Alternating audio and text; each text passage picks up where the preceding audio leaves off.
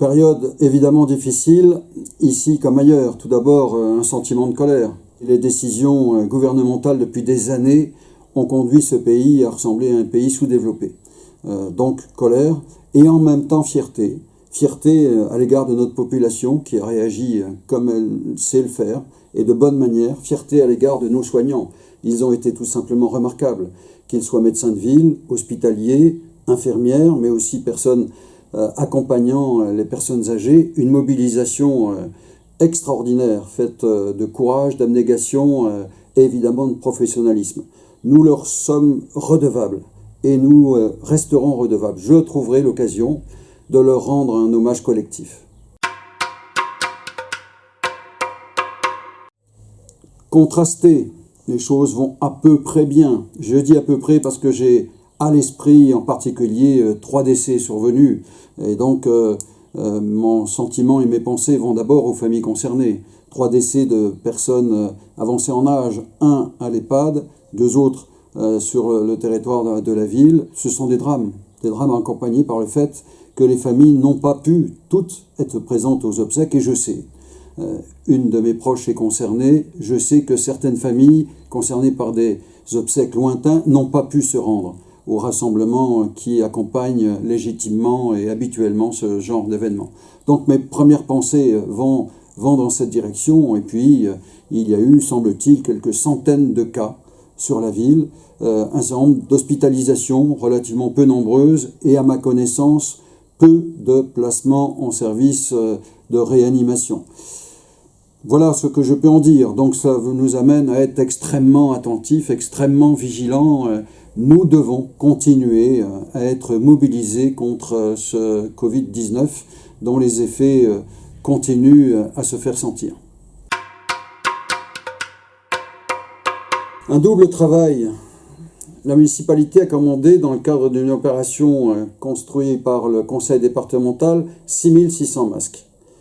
Les premiers masques vont arriver cette semaine. J'attends que la totalité nous soit livrée avant de procéder à la distribution à chaque jovicien, évidemment, distribution qui sera assurée par la municipalité, et ces masques seront gratuits. Par ailleurs, j'ai lancé un double appel, de telle sorte que nous soyons alimentés par les gens qui ont disposé de tissus, de linge, en coton 100%, et en même temps un appel aux couturiers ou couturières de la ville. Le double appel a été entendu. Nous avons été abondamment alimentés de tissus, et en même temps, au moment où je parle, il y a 28 couturières et couturiers qui ont été recensés et qui sont au travail. Ils ont produit, à ce jour, un peu plus de 2000 masques. C'est un effort considérable, je les remercie vivement.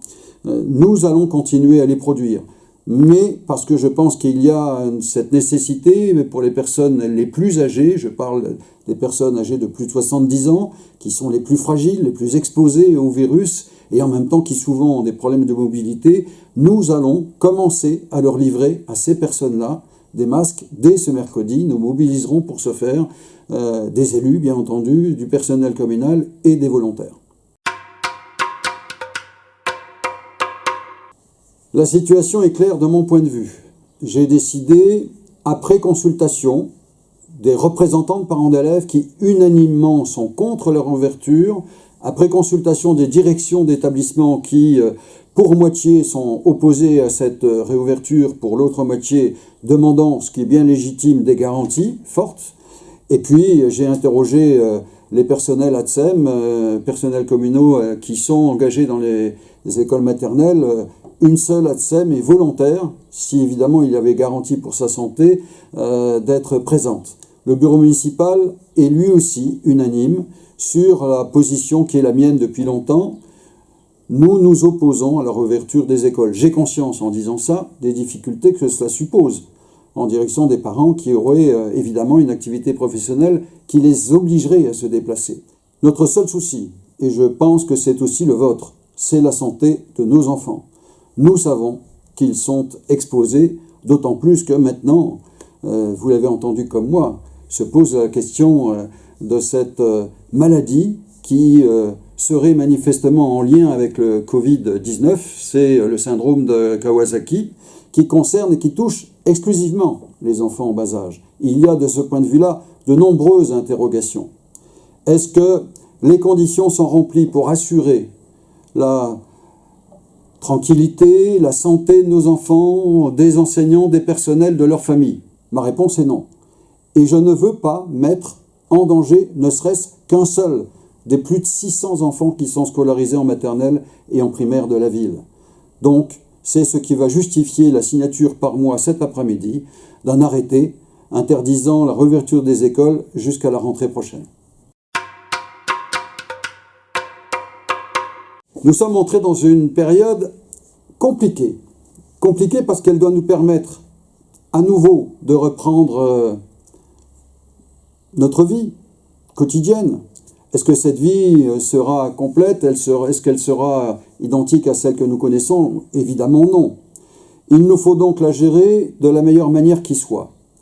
Nous allons pour ce faire d'ailleurs dans les prochains jours, sans doute samedi matin, là aussi avec des élus, avec des bénévoles, distribuer des kits de sécurité aux commerçants et aux professions libérales de la ville, de telle manière qu'ils seraient aidés à la réouverture de leur activité.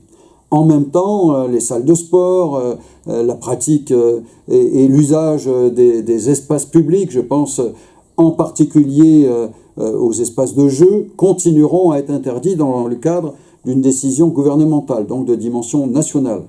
Il nous faut surtout assurer, partout où nous sommes, le respect strict des conditions d'hygiène et de salubrité, c'est-à-dire le port du masque, je le souhaite fortement, même si je considère que l'État aurait dû procéder à distribution gratuite et généralisée.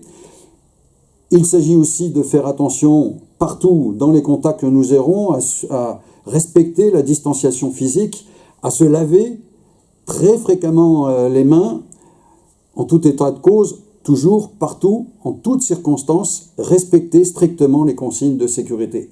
C'est à cette condition absolue que nous pourrons marquer encore de nouveaux points qui nous conduiraient enfin au résultat tant attendu, c'est-à-dire une victoire contre notre ennemi commun qu'est le Covid-19. Durant toute cette période, je parlais de fierté tout à l'heure, elle va, je l'ai dit, au personnel soignant, qui ont été formidables. Elle va aussi aux volontaires qui se sont fait connaître.